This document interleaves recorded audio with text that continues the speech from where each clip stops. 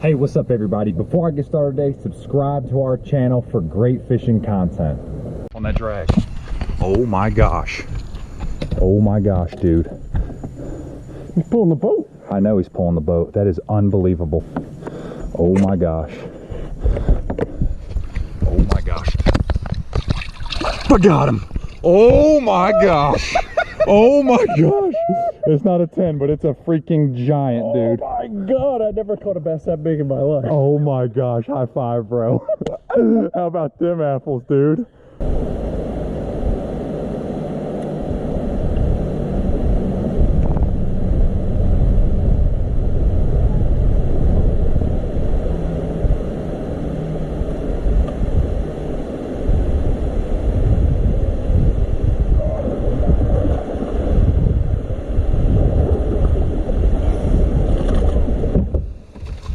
Oh, thing's digging.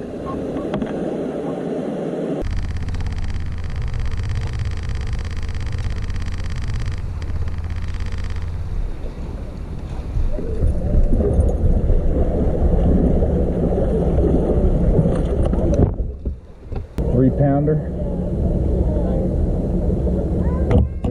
on the Deps OG Psycho Natural Trout. Pretty cool fish. Today, I'm going to be talking about how to target big bass and just have success on high pressured lakes. Today, I was on my home lake, Lake Glenville, which over the years has received more and more pressure. I'm probably the cause of that. No one really ever fished it, and I started making YouTube videos, and now everybody fishes it. But it's part of the game. I want people to have success on the water. I want people to enjoy God's creation. But having success in the summertime, especially when there's a lot of fishing pressure, the fish have seen everything over the course of the year so far, it can be really tough to have success. So there's a couple things that I really try to key in on to have success when it is fishing tough. I have three things that I kind of tell people that they need to focus on or think about when they're fishing high pressured lakes. It doesn't matter the time of the year, but just something to think about. The first thing I tell people is go for broke or go for bites. So what I mean by that is, like, when the fish have seen everything, these fish just get throttled with wacky rigs, drop shots, crankbaits, top water, pretty much everything.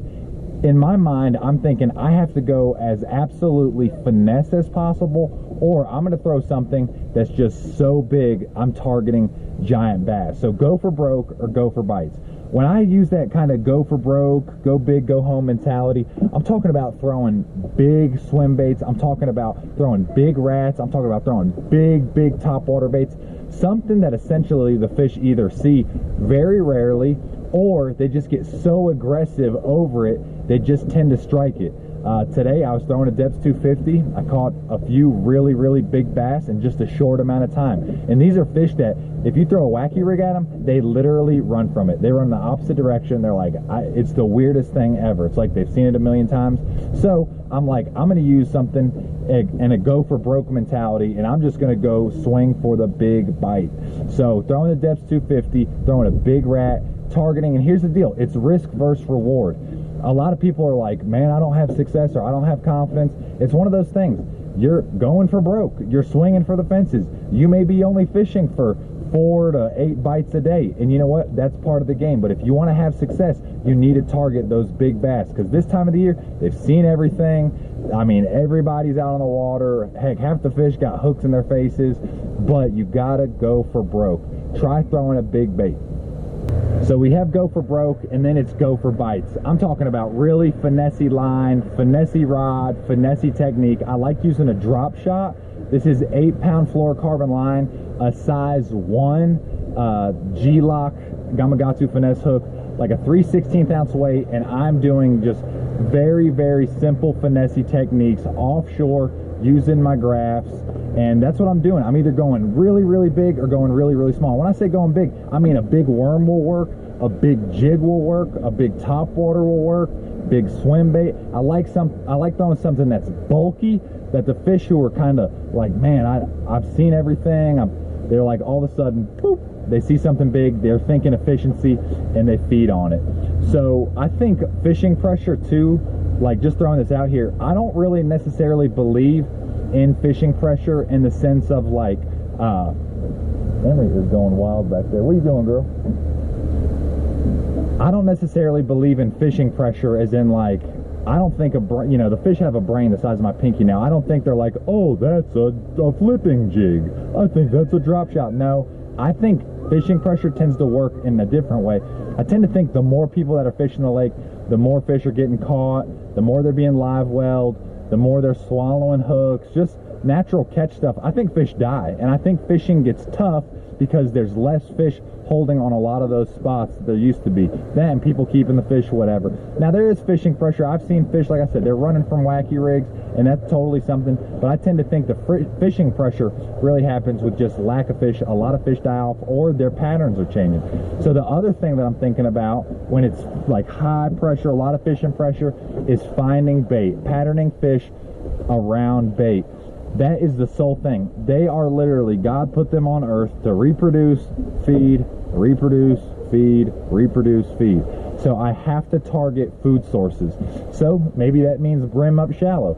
Maybe that means herring out off a point around some brush. Maybe that means shiners in the top of laydown. Whatever it means. Maybe it means, little bait fish around grass.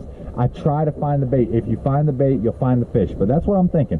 When I'm thinking about how do I pattern, how do I have success during a lot of fishing pressure, it's go for broke or go for bites. Big baits work. Very, very finessey baits work.